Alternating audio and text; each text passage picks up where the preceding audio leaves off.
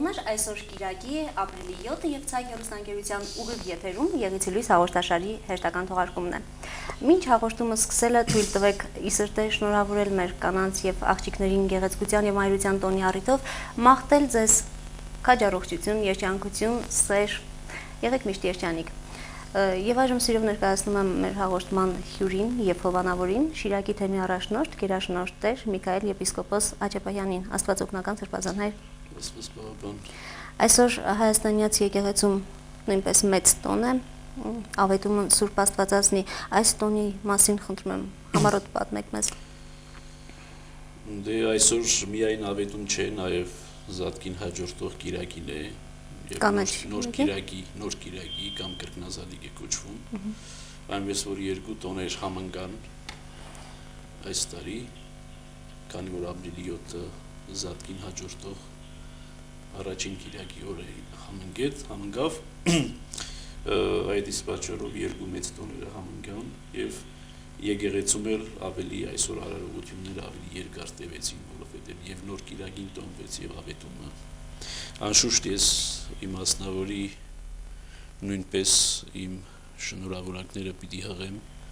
մեր մայրերին, քույրերին, մեր կանանց մայրության և գեղեցկության այս տոնի առիթով, որը բխում է հենց Աստվածածնի ավետման տոնից, մաղթելով նրանց ամենայն բարիք, Աստուծո օրհնությունը և աստվածամոր բարեխոսությունը և աստվածամոր կերպարի ներկայությունը, մշտական ներկայությունը իր կյանքում։ Մաղթենք, որ իրենց այն ծանր բեռը, որ այսօր բաժին է ընկել, կարողանան կրել պատվով և պատվախնդրությամբ, ինչպես որ կրել են մինչև օրս, և տա Աստված, որ մի օր վերջ գտնի նաև այդ ծանր բեռը և մեր կանայք իրապես վայելեն ընտանեկան երջանկությունը, մայրության բերկրանքը և մնացած այն բոլոր օրհնությունները, որ Աստված իրենց կշնորհի։ Այնպես որ մեկ անգամ ևս առիթից օգտվելով շնորհավորում եմ մեր Շիրակ աշխարհի, Շիրակի թեմի մեր բոլոր մայրերին, քույրերին և դուստրերին։ Շնորհակալություն Սրբազան հայր։ Այսօր առաջնորդանում տեղի ունեցավ միջոցառում մայրության ու գեղեցկության տոնի առիթով, սիրելի հեռուստադիտողներ, այժմ առաջարկում եմ տեսանյութ, այնուհետև կշարունակենք մեր զրույցը։ Տոնի և մայրության ու գեղեցկության օրվա առիթով Շիրակի թեմի առաջնորդարանի եկեղեցասիրած երիտասարդների միությունը կազմակերպել էր միջոցառում։ Այն նախատեսված էր երիտասարդ հաշմանդամների համար։ Քաջալերում եմ ամեն մի նախաձեռնություն, որ լինում է, եւ երիտասարդները մեր ուզեցին նման մի բան անել ապրիլի 7-ի առիթով, եւ մենք էլ մեր օրհնությունը տվեցինք, մեր օժանդակությունը տվեցինք, մեր այս համեստ պայմանները տվեցինք, կա Աստված, որ ապագային մեր պայմանները ավելի լավ լինեն, այսքան համեստ չլինեն, տեղի եւ պայմանների իմաստով։ Բայց հիմա այն ինչ որ ունենք եւ այն ինչ որ ունենք դարձյալ տրամադրում ենք բոլոր նրանց, ովքեր որ ուզում են ինչ որ բարի գործ կատարել։ Առաջնորդարանի տարբեր խմբակների սաները հանդես եկան երգով, ասմունքով, որոնք նվիրված էին Սուրբ Աստվածածնին եւ մայրերին։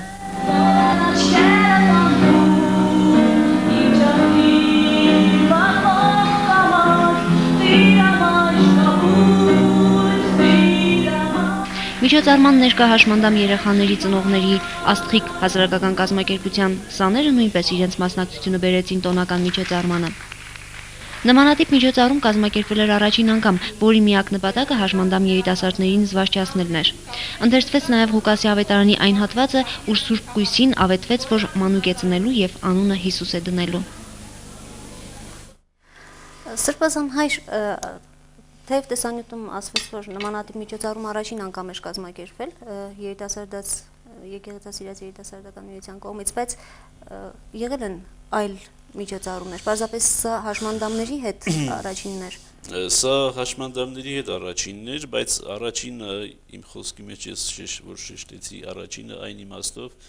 որ սա առաջինն էր,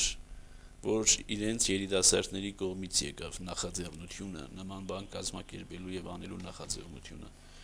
Անցած 2 տարիներին նախաձեռնությունը միշտ մերն էր, առաջնորդարանինն էր, եւ երիտասարդները կարծես թե պարզապես մասնակցում էին։ Եվ իմ քաջալերանքը միշտ այն էր, որ երիտասարդները իրենք մի բան նախաձեռնեն եւ այդ իմաստով սա առաջին իրենց նախաձեռնությունն էր, իրենք ցանկացան ապրիլի 7-ի առիթով հրավիրել հաշմանդամ երիտասարդներին, անշուշտ ոչ բոլորին քաղաքի, որովհետեւ մեր պայմանները գիտեք այդ հնարավորությունները չեն ընձեռում եւ իրենց համար այսպես մի փոքրիկ իրենց միջոցներով, իրենց հնարավորություններով, մեր աջակցությամբ, բայց իրենց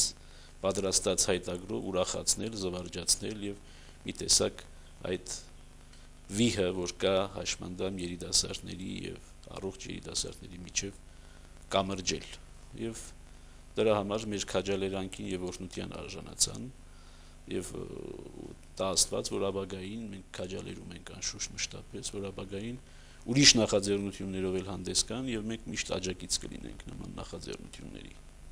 Սրբազան հայր, այսօր առաջարկում եմ թեմա նաև ձեզ սիրելի հեռուստադիտողներ եկեղեցու եւ կրթական օրիախների, ինչպես մեր, այնպես էլ Սփյուռքի եւ մեր եւ Սփյուռքի եկեղեցիների փոխհարաբերությունների մասին։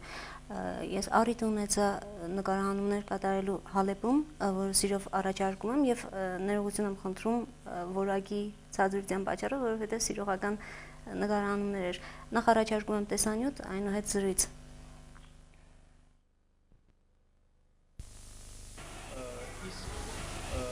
Հալեպի Սահակյան վարժանում տեղակայված է մանկապարտեզ եւ դպրոց, ուր հաճախում են 800 աշակերտներ։ Ունի իր հայկական նվագախումբը։ Այս վարժանը առանձնահատուկ է նրանով, որ որպես դասաժամ տղաները հաճախում են եկեղեցի, սովորում ժամերգություններ, աղոթքներ, հոգևոր խորհուրդներ։ Վարժանի տնօրեն պարոն Ժիրայր Ռիասյանը մեծ կարևորություն է տալիս դպրոցականների հոգևոր կրթությանը, հայոց պատմությանը, որը նույնպես որպես դասաժամ գոյություն չունի։ Մենք ունենք աշակերտական բادرակի թրությունը։ Հոգևոր դաստիարակությունը նույնպես որպես ազգային վարժարան, որպես հայկական վարժարան մենք գտնենք շատ կարևոր։ Բայց աշակերտը եկեղեցի երթալով սովորական ձևով գրնալալ այդքան չգարենա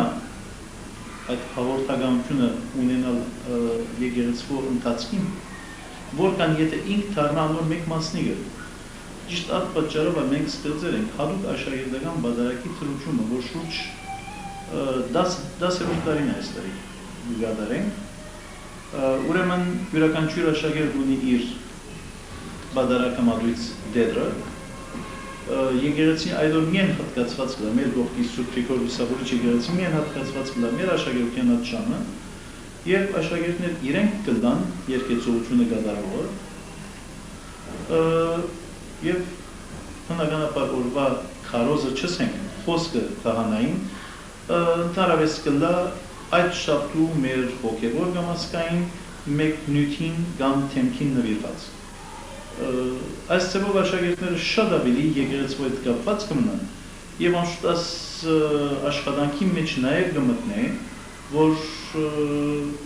քահանան adin անգամը բստիկ բացադրողականներ գուտա, հատկապես ամեն տարեգույն, թե բادرակը կանի մասը փակացած է, ինչպես կընթանա, յուրաքանչյուրը սկեստի բաժին ինչ կներկայացնի եւ ինչ ձևով կգործածվի, այնպես որ այսօր բզդի կոնը գիտնա հոն խորանի վրա գդարվածը ավելի մանրամասնորեն կճանչնա, մանավանդ երբ ինքն էլ կդառնա մասնագից երկեցողությամբ։ Սաշտեն Քարեն ԵՓ ազգային ճեմարանն է։ Այստեղ սովորում են եւ տղաներ եւ աղջիկներ։ Նրանց եւ համալսարանականների համար ուրբաթ օրերին երեկոյան ժամը 4-ին Սուրբ Աստվածածին եկեղեցում մատուցվում է պատարակ։ Իսկ Հալեպի Հայկազյան մանկապարտեզում, ուր հաճախում են 280-ից 300 հայ մանուկներ, սովորում են հայերեն, արաբերեն լեզուները, լսում են բարոյախոսական պատմություններ, խաղում են, երգում, նկարում, խմոր պատրաստում։ Մանուկներն այստեղ են լինում օրական 4 ժամ։ Մանկապարտեզը մեծ ուշադրություն է դարձնում ազգային եւ կրոնական տոներին։ Այժմ երեխաները պատրաստվում են Զատկին, Մայրության տոնին եւ ապրիլի 24-ին։ Հալեպում գործում են մի քանի մշակութային կենտրոններ,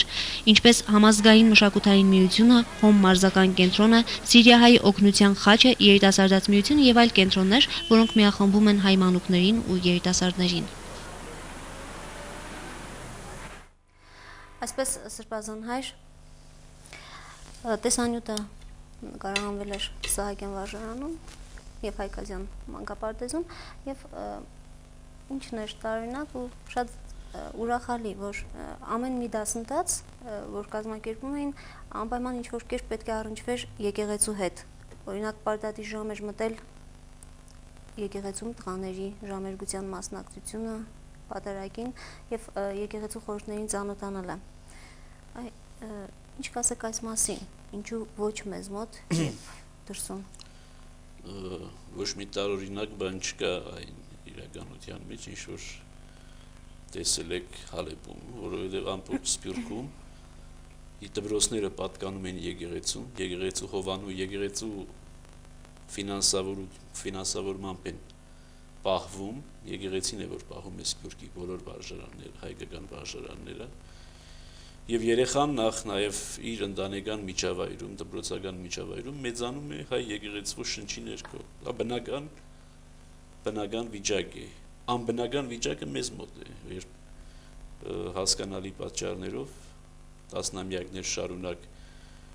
մեր դպրոցը բռնի կերպով անջատեցին եկեղեցուց, այսօր էլ ցանկություն չկա, որ դպրոցը եւ եկեղեցին իրար մոտիկ կան, չասենք միանան, գոնե մերձենան, եւ այդ իսկ պատճառով էլ մեր դպրոցներում դեռ կաղում է կրոնական դաստիարակությունը, որը նշանակում է, թե կաղում է ազգային դաստիարակությունը, որովհետև հայ եկեղեցու դաստիարակությունը դա զուտ ազգային դաստիարակությունն է, եւ հետեւաբար եկեղեցի եւ դպրոց իրարից անջատելը սա նշանակում է դպրոցը զրկել ազգային ամենակարևորագույն նկարագիր ունեցող հաստատության ազդեցությունից։ Այդ մասին մենք անցած 10 տարիներում մենք ասելով եկեղեցու իշխանությունները բազմիցս ասել ենք, բազմիցս փորձել ենք բացատրել մեր իշխանություններին, սակայն շատ դանդաղ է առաջ գնում այդ գործընթացը եկեղեցու եւ դպրոցի մերձեցման։ Իսկ այնինչ Սփյուռքում կա եւ շարունակվում է, ես ինքս էլ Հալեբում եղել եմ եւ բոլոր վարժարաններ այցելել եմ, բոլոր վարժարանների սաներից զրուցել եմ, տնօրենության հետ հանդիպել եմ եւ ոչ միայն այնտեղ, այլև աշխարհի տարբեր վայրերում, եւ դա բնական վիճակն է, որ երեխան մեծանում է հայ եկեղեցու շնչի ներքո եւ ինքը մշտապես գիտի, որ ինքը հայ եկեղեցու զավակն է։ Եվ հայ եկեղեցու ծեսերը, ավանդույթները, դավանությունը, հավատամքը ինքը սովորում է ինքնաբերաբար։ Սրբազան հայր, բայց մեծ ուշադրություն էր նաև մանկապարտեզներում։ Նույնը վերաբերում է մանկապարտեզներին։ Մանկապարտեզները նույնպես եկեղեցու հովանում տակ են։ Մանկապարտեզները նույնպես հովանավորվում են եւ ֆինանսավորվում են եկեղեցու կողմից։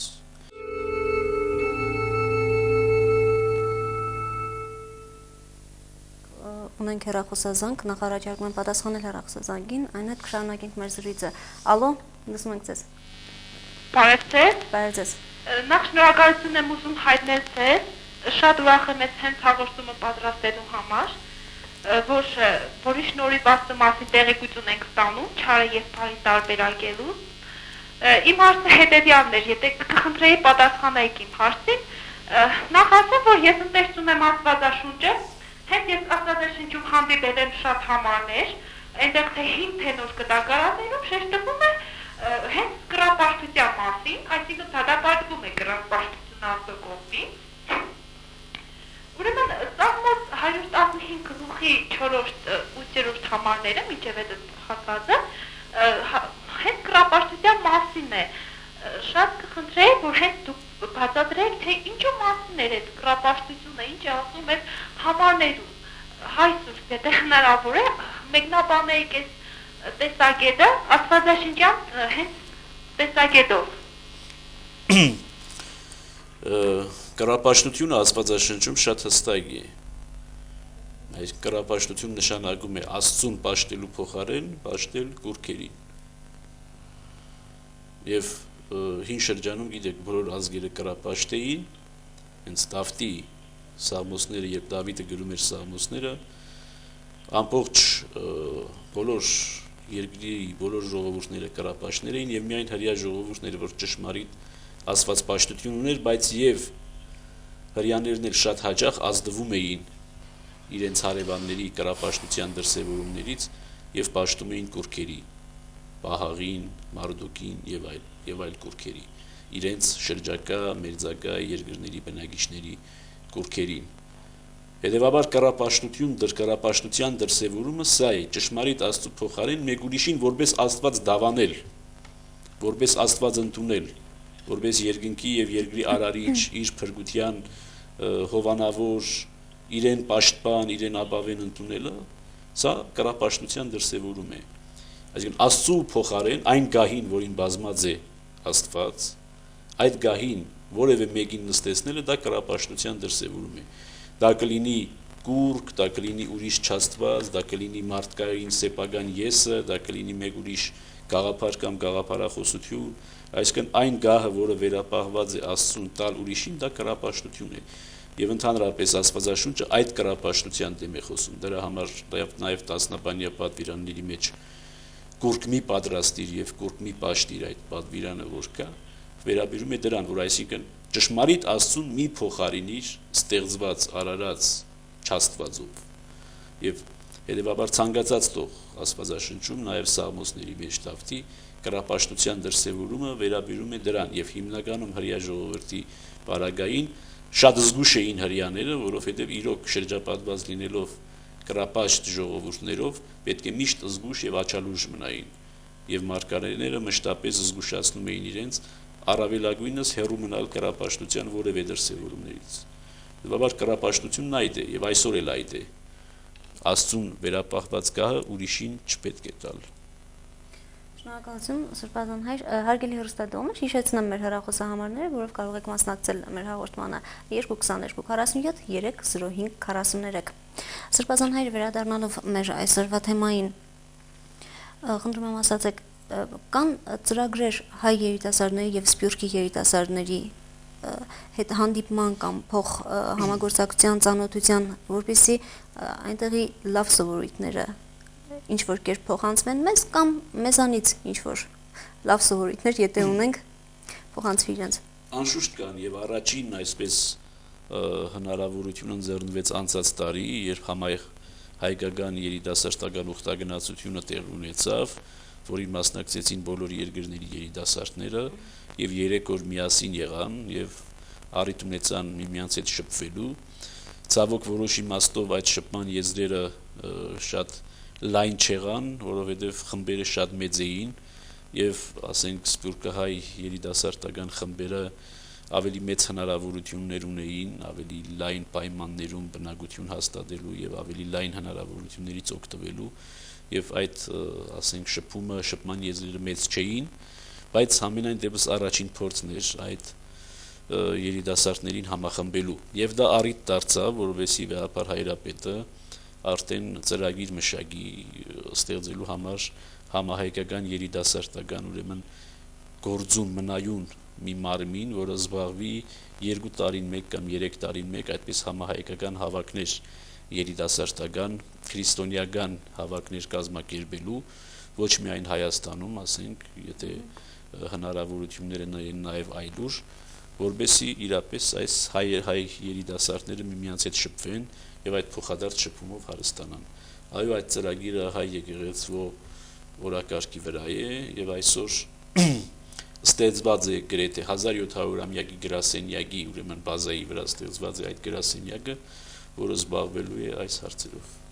Սրբազան հայր, ես պատիվ ունեմ այսօր ձեզ փոխանցելու Բերյոթեմի առաջնորդ Տեր Սուրեն arczepiskopos Գաթարոյանի ողջույնները ձեզ եւ մեր շիրակաշխարհին, ինչպես նաեւ Դամասկոսի թեմի առաջնորդական փոխանորդ Տեր Եփրեմ Աբեղա Սարգսյանի ողջույնները, որ նաեւ ձեր աշակերտներ եղել։ Այո։ Այս ողջույնները տեսաշարով էին, սակայն անորակության պատճառով չենք կարող այժմ եթեր հեռարձակել, բայց ջերմ ողջույններ ու մեծ փափագ ունեին տեսնելու ձեզ մեր շիրակի թեմի հատկապես երիտասարդությանը։ Սրբազան հայր, այժմ ինձ տեղեկացնում եմ, որ մենք ունենք հեռախոսազանգ, անդրադառնանք այդ հեռախոսազանգին, հետո կշարունակենք։ Ալո։ Ալո։ Բարև ձեզ։ Բարև ձեզ։ Լսում եք ձեզ։ Ես մի հարց ունեմ հայ Սրբազանի տալու։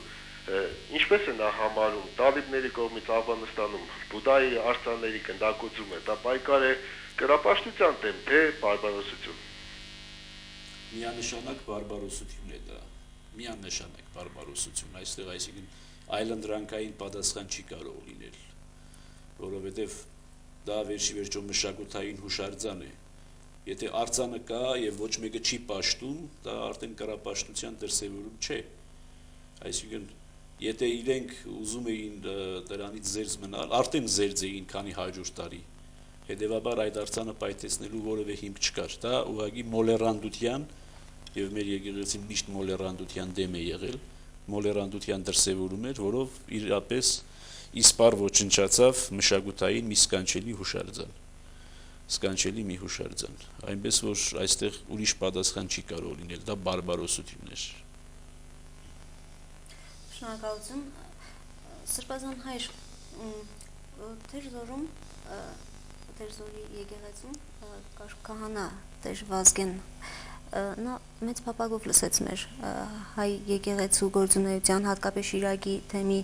այս վերջին 2 տարվա եկեղեցաշինության մասին եւ մեծ փափագ, մեծ ցանկություն հայտնեց գալ ծառայել մեր թեմում, բայց այս հարցի հետ կապած նա չգիտեր որևէ մանրամասներ եւ իրոք հետաքրքրում է այս հարցը, կան այսպիսի ընդհանրապես երևույթ, երբ փոխանակվում են թեկուզ ինչ-որ ժամանակով քահանաներ, ինչ-որ համայնքներին ծառայելու համար եւ փոխանակվելու խնդիր չկա, այս բոլորը տեղի ունենում առաջնորդների փոխադարձ համաձայնությամբ։ Այսինքն եթե Տեր հայրը ցանկություն ունի ծառայելու Շիրակի թեմում, պետք է նախ դիմի մեզ եւ ասենք մեր համաձայնությունը ստանա, եւ որից հետո մեր համաձայնությունը ստանալուց պետք է դիմի իր առաջնորդին, այսինքն Սուրեն Սրբազանին, Հալեբի առաջնորդին պետք է դիմի եւ նրա արդոնությունը ստանա տեղափոխվելու համար Շիրակի թեմ։ Այսինքն քահանաների տեղափոխությունը թեմից թեմ միշտ լինում է երկու առաջնորդների փոխադարձ համաձայնությամբ եւ արդոնությամբ։ Այլ ձև չկա եւ հետեւաբար բոլոր քահանաների այսպես տեղաշարժերը թեմերից թեմ կատարվում են այդպես։ Եղել են նման երկու պատմության մեջ թեկուզ մեր թեմում։ Մեր թեմի նախկին առաջնորդ արդեն սփյուռքահայ էր, ոչ եք մոռացել Պարեն Սրբազանը, հետևաբար անշուշտ սփյուռքահայն կարող է Հայաստանի թեմերում ծառայել, ինչպես հայաստանցիներն են ծառայում սփյուռքի թեմերում։ Սրբազան հայր, ունենք եւս մեկ հեռախոսազանգ, ալո, լսում ենք ձեզ։ Ես շատ ուրախ եմ այս եթերի համար, կազմակերպելու համար եւ հարկարժան Բարդակյանին հանդիպելու համար։ Այս վերջին ամիսներին հարկարժան Բարդակյան, ես ցկտել եմ ձեզ հանդիպել Տեր առաջնորդանում, բայց չի ստացվել, չի հաջողվել ինձ։ Ես Սուրբ Մարիամ թիվ 22 նախակրթարանի տնօրենն եմ։ Իմ մանկապարտեզը 10 տարվա պատմություն ունի եւ տնագների մեջ է։ Արդեն Փուշյանում է, մաշվածություն է ապրում։ Բայց ունենք մեր քարաշենը, որ արդեն դադարվում է ստրոմաշինը ավանում։ Ես քանի որ դա անունը դրել էի, սրբությունով պահում էի իմ նախակրթարանը եւ այդ սրբությունները ինձ է պահել իմ երեխաների վրա։ Չեմ ուզում որ հանգարց կորչի եւ իրեն հետագան ավարտը չունենա։ Ես կխնդրեի ձեզ, կարող եմ ձեզ հանդիպել եւ այդ մեր քարաշենը վերականգնողական աշխատանք կազմակերպենք ձեր օգնությամբ։ Ես ուրիշ կազմակերպություններ փնտրել եմ, չի ստացվել, բայց այս սրբության անունը ստիպում է ինձ դիմել ձեզ։ Չգիտեմ սխալ եմ, թե չէ։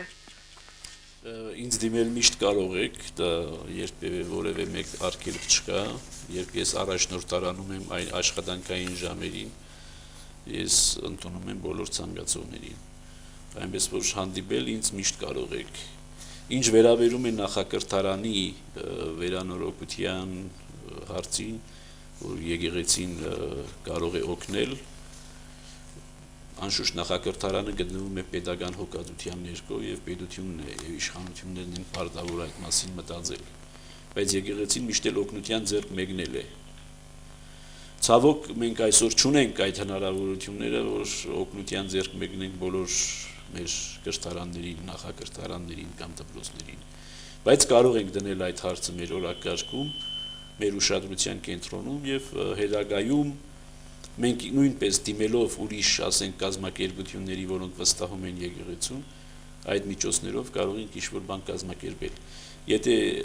դուք ենթադրում եք, որ Շիրակի թեմը ինքը իր միջոցներով կարող է նման բան անել, ապա այդպիսի բան չկա, Շիրակի թեմը չունի այդ միջոցները, բայց Շիրակի թեմը կարող է դիմել ուրիշ կազմակերպությունների, ուրիշ բարեգործական կազմակերպությունների եւ երբեմն կարողանում է նման գումարներ ձեռք բերել։ Ասենք մոտ ինձ 2 տարի առաջ օրինակ դիմել էին Ազատանի դպրոցից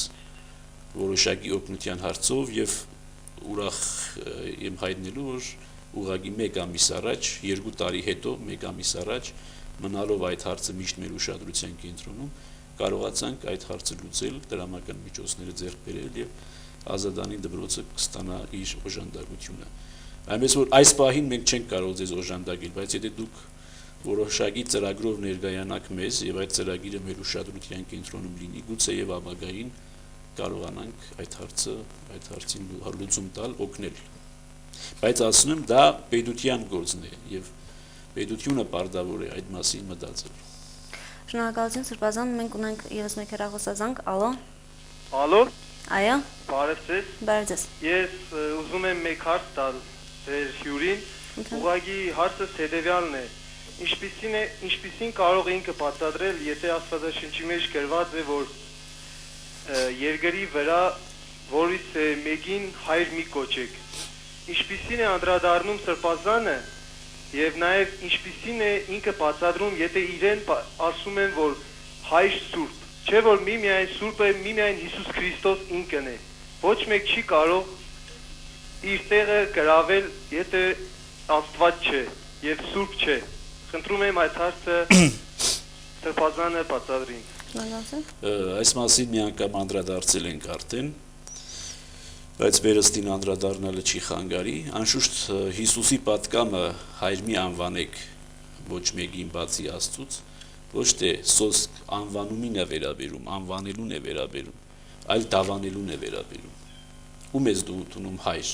Եվ այսինքն Աստուծո հայրությունը ում ես վերագրում։ Աստուծո հայրությունը չի կարելի վերագրել որևէ մեկին։ Հիսուսի ասածը վերաբերում է դրան։ Աստուծո հայրությունը չի կարելի վերագրել որևէ մեկին։ Բայց անշուշտ մենք բոլորս հայրեր ունենք եւ մարմնավոր հայրեր եւ ունենք հոգեվոր հայրեր, բայց մեր ոչ մարմնավոր հորը եւ ոչ էլ հոգեվոր հորը չենք վերագրում Աստուծո հայրությունը։ Աստուծո հայրությունը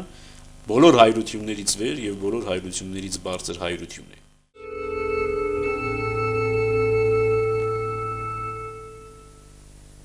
Եվ ինչու համար է նա օգտագործում անվանել բառը՝ մի ասեք, որովհետեւ հրյայի համար, հրյական մտածողության համար ասելը նույնն է, ինչ դավանելը, ասելը նույնն է, ինչ վերագրելը, հետևաբար հրյական մտածողության եւ հրյական լեզվամտածողության արդյունք է նաեւ այն, ինչ որ Հիսուս ասում է։ Հետևաբար խոսքը դրան չի վերաբերում հայր անվանելուն, այդ բaragային արդեն նույնիսկ մեր ծնողներին հայր չպետք է անվանեինք, բայց վերաբերում է Աստուծո հայրությունը ուրիշ որևէ մեկին չվերագրելու։ Նույնը վերաբերում է սրբությանը։ Եթե որևէ մեկի սուրբ ես անվանում, դա չի նշանակում, որ վերագրում ես Աստուծո սրբությունը նրան։ Չես նույնացնում Աստծո հետ։ Եվ հայր սուրբ ասելուց չես նույնացնում Աստծո հետ։ Նրան չես դավանում որպես Աստված հայր, եւ ոչ էլ որպես Աստված սուրբ։ Հետևաբար խոսքը վերաբերում է դավանելուն, ընդունելուն։ Աստուծո սրբությունը եւ Աստուծո հայրությունը չի վերագրվում որևէ մեկի, եւ առավել եւս չի վերագրվում մեզ։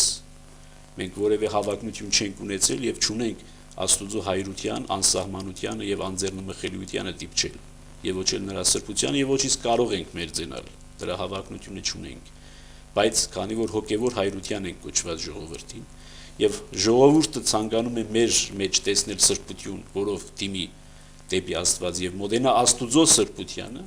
այդ իսկ պատճառով հայր սուրբ այդ անվանումը մտել է ժողովրդի մեջ եւ դա դարեր շարունակ օգտագործված եւ սրբագործված դիմելու ձև է։ Հիմա չի կարելի մտածել, որ 1700 տարի շարունակ մեր հայրերը երբեք ավետարանը չկարդացին եւ երբեք չտեսան եւ երբեք չհասկացան այն տողը, ինչ որ այսօր դուք եք կարդում։ Մեր հայրերն էլ, մեր նախահայրերը շատ ավելի շատ կարդացին Աստվածաշունչը եւ ավետարանը եւ այդ տողը հասկացան այնպես, ինչպես հիմա ես ներկայացրեցի, այսինքն Աստուծո հայրությունը եւ Աստուծո սրբությունը չի կարելի վերագրել որևէ մեկին։ Եթե որևէ մեկը մեզ դիմում է հայր սուրբ այդ վերագրումով, ուրեմն սխալ է վարվում եւ սխալ ենք նաեւ մենք, որ ընդունում ենք այդ վերագրումը։ Բայց եթե դա հեռու է Աստուծո հայրության եւ Աստուծո սրբության վերագրումից, ուրեմն ամեն ինչ բնականon է։ Շնորհակալություն, մեր հաջորդ հեռախոսազանգը խնդրեմ, ալո։ Ալո։ Լսում եք դուք ինձ։ Այո։ Բարև ձեզ։ Բարև ձեզ։ Ուրեմն հայր սուրբ է, մի հարց ուղում է զարգել։ Ուրեմն հարցս այսպեսին է. ես Աստվածաշունչ ընթերցելիս գտել եմ Եհովա անունը։ Դա ինչ կարող եք բացատրել եւ մյուս հարցս։ Հիսուս Քրիստոսը աղոտելիս դիմում է հայր, այդ ում է դիմում, միկը հայր ունի որ հայրինք դիմեգը, ու անունը ասեք, անունը ինչ է հայրը, որ անունը,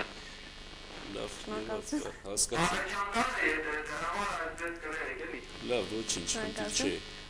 արդեն հարցիցդ պարզ է, որ Եհովայի վգայի ես հանդիպել և քո ուշադրությունը սևեռել ես ավելի երկրորդական բաների վրա։ Առաջինը ինչ է վերաբերում է անշուշտ Եհովա անվանը, անշուշտ Աստվածաշնչում Եհովա անունը կա եւ հայ եկեղեցին երբեք չի թաքցրել այդ անունը։ Գիտեք, երբեմն Եհովայի վկաները այն մտածում ունեն կամ այն ձևով են մոլորեցնում մեր ժողովրդին, որ կարծես հայ եկեղեցին թաքցրել է այդ անվանումը։ Ինչին է վերաբերում Եհովա անվանումը, որ Աստված հայտնվել է հրյա ժողովրդին որպես Եհովա անունով, բայց անունը ընդհանրապես սահմանափակում է մտցնում որևէ մեկի բար։ Մենք սահմանափակ էակներ ենք եւ ունենք անուններ, որովհետեւ մենք սահմանափակ ենք։ Եվ Աստված սահմանափակ ժողովրդին խոսելու համար այն ժամանակ հազարամյակներ առաջ անշուշտ պետք է հանդես գար որևէ մի անունով։ Եվ եթե հիշում եք, Մովսես ինք հարցնում է, ինչ ասեմ ժողովրդին, ինչ է քո անունը, Տեր։ Եվ Աստված իր ինքնահայտնության մեջ ներկայանում է որպես որ են եւ ներկայանում է որպես Եհովա։ Եվ այդ անունը կա, եւ այդ անունը ընդհանրապես հարցական է, թե արդյոք Եհովա է հնչում, թե Յահվե է հնչում, թե այլ կերպ, որովհետեւ հрьяաները տասնաբանյա պատվիրանը վերցնելով տառացի, որտեղ ասում է Աստծո անունը երբեք չարդասանես, երբեք չէին արդասանում այդ Աստծո անունը եւ միայն գրում էին, եւ եթե քիչ թե շատ տեղեկություն ունեք, հրյական լեզուն գրելիս գրվում են միայն բաղաձայնները, ձայնավորները չեն գրվում, ընդհանրապես սեմական լեզուները գրում են միայն բաղաձայնները, եւ հետեւաբար գրելով 4 բաղաձայնները վերջի վերջո ժողովուրդը հրյա ժողովուրդը մոռացավ, թե այդ բաղաձայնների մեջ ինչ ձայնավորներ պետք է օգտագործել։ Եվ երբ գալիս Աստվածաշունչը ընթերցելիս հասնում էր այդ բառին, Եհովա բառին,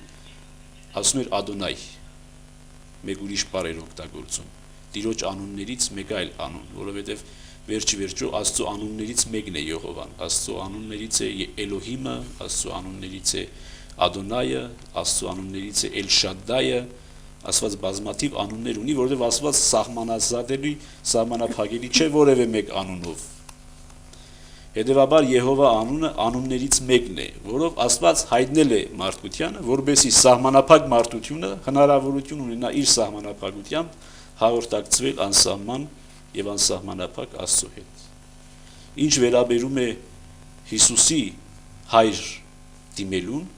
բնականաբար Հիսուս նախ եթե մարտածած Աստված եւ որպես որդի ենք ընդունում եւ երրորդության երկրորդ դեմքը, հետեւաբար հայր, որդի եւ Սուրբ Հոգի, այո, որպես որդի դիմում էր հորը։ Եվ եթե որպես մարդ վերցնենք, որպես մարդ, որ Քրիստոս դիմում էր հորը, անշուշտ ողջ մարդկության հայրը,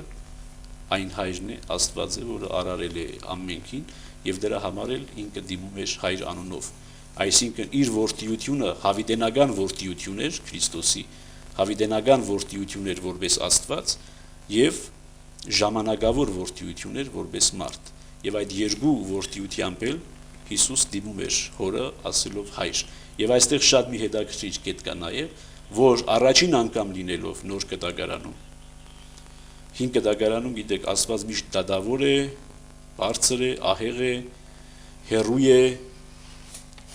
Հիսուս է, որ մտցնում է այդ հայրության ուրեմն գաղափարը Աստծո գաղափարի մեջ, ցույց տալով, որ Աստված հայր է, նախ եւ առաջ ամենից առաջ հայր է, դադավոր է, այո, արարիչ է, բայց եւ հայր է, եւ այդ հայրության աստվածային ստորոգելին Քրիստոսի կողմից է տրվում, եւ Քրիստոս դրա համար սովորեցնելիս ժողովրդին աղոթել, ասեց հայր մեր, որ երկնքում ես, այսինքն դիմել Աստծուն ոչ թե անունով, սահմանափակ անունով, այլ հայրությամբ, այլ որպես որդի դիմել ասելով հայր մեր։ Հետևաբար Աստված չի կարող բնորոշվել որևէ մեկ անվանումով։ Աստված իրեն հայտնել է տարբեր անուններով, բայց եւ Աստված իրեն հայտնել է նախ եւ առաջ որպես հայր։ Եվ մենք դիմում ենք Աստծուն որպես հայր։ Շնորհակալություն Սրբազան հայր, շնորհակալություն Արիելի հեռուստադիտողներ ուշադրության եւ հաղորդման մասնակցության համար։ Մենք ունենք եւս հեռախոսազանգեր եւ հարցեր ստացված շաբաթվա ընթացքում, սակայն չհասցրեցինք անդրադառնալ։ Հոգ չէ հաջորդ մեր եթերաժամը, որը կլինի ճիշտ 2 շաբաթ անց, կտրամադրենք այս հարցերի համար։ Մեկ անգամ եւս շնորհակալություն եմ հայտնում ուշադրության ու մասնակցության համար։ Մեկ անգամ եւս շնորհավորում եմ մեր սիրելի կանանց, քույրերին, գեղեցկության ու մայրության տոնի առիթով, մաղթում ձեզ ամենայն բարիք, կհանդիպենք ճիշտ 2 շաբաթ անց։ Մինչ նոր հանդիպում եթերում, Աստված օգնական Սրբազան հայր։ Աստված պահապան ձեզ ամենքիդ։